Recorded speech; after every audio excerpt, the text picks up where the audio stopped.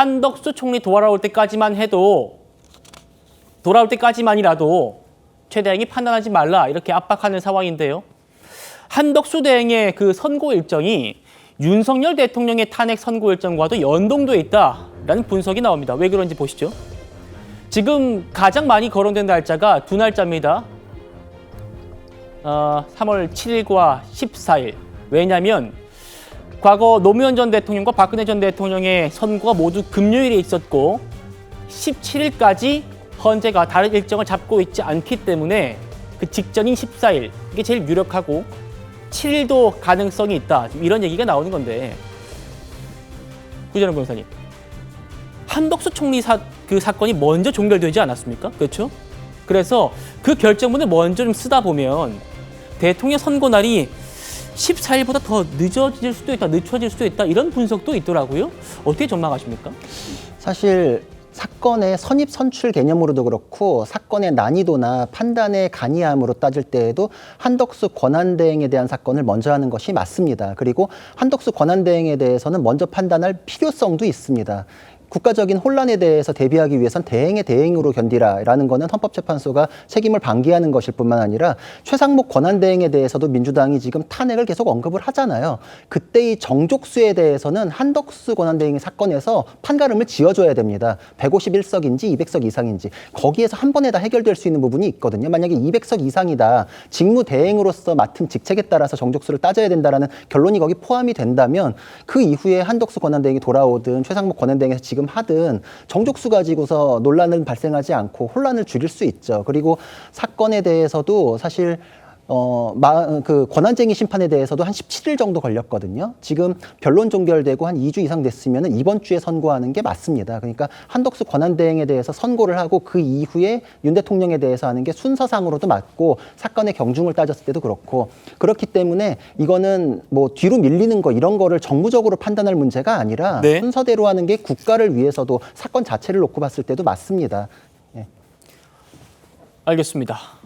전한길 씨는 100% 각하될 거다 이런 주장도 내놓고 있더라고요. 한번 만나보시겠습니다. 그래서 네. 3월 14일 한 2주 정도 남았다고 생각하고요. 그 기간에 아마 그 심판이 날 거라 보는데요. 저는 전망하시는 게 있어요? 100% 무조건 각하를 봅니다. 각하하는 게 맞다고 보고요. 예. 만 인용한다면 이것은 불이한 것이고 거기에 저항하는 것이 저는 헌법 정신에 맞다고 생각해요. 예. 따라서 저도 역시 마찬가지 한 몸 던져가면서 헌법 정신을 지킬 겁니다. 네. 저항할 거고요. 그럼 이거 어떻게 막을 것인가? 그거는 기각도 아니고 예. 심판 인용도 아니고 각하시키면 돼요. 각하시켜버리면 네. 그들도 살아날 수 있고 헌법재판관들도.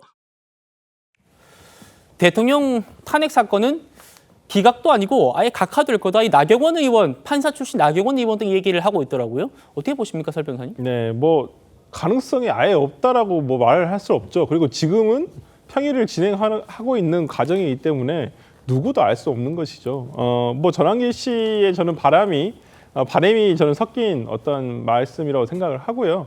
법리적으로도 가능성이 없는 얘기는 아닙니다만은 아직까지는 많은 분들은 인용에 조금 더 무게감을 두고 있는 것인데 좀 우려하고 있는 것, 제가 좀 우려되는 말은 전한길 씨의 말씀 중에 어떤 헌법재판소가 각하 결정 또는 기각 결정이 나지 않으면 인용 결정이 난다고 한다면 그걸 불의로 보고 어떤 저항을 하겠다라고 얘기를 하고 있는 부분이 사실상 우리가 서부지방법원에 대한 폭동 사건 이게 연상될 수밖에 없는 것이거든요. 저는 오히려 지금 전한길 씨가 굉장히 보수 진영에서 특히나 이제 강성 지지층 내에서 굉장한 큰 스피커로서의 역할을 하고 계시는데 저게 자칫 어떤 선동을 할 수 있다라는 어떤 조금 여지를 줄 수가 있거든요. 저는 저항의 방법은 여러 가지가 있다고 봅니다. 그거의 전제는 무조건 비폭력적인 방법이어야 됩니다. 예. 예, 그게 전제가 돼야 됩니다. 그러니까 자칫 지금 전한길 씨가 얘기하시는 부분이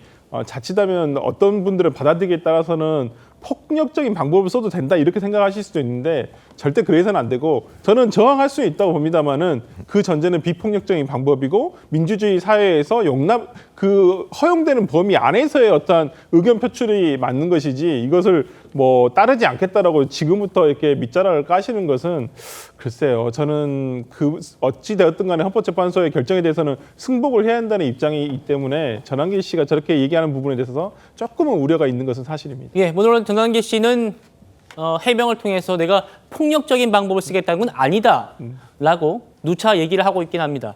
알겠습니다. 대통령 탄핵 심판 선고가 7일 또는 14일에 나올 거다 이런 전망이 많아서요. 한덕수 총리의 선고와 어떻게 연동되는지 이 부분을 좀 짚어봤습니다.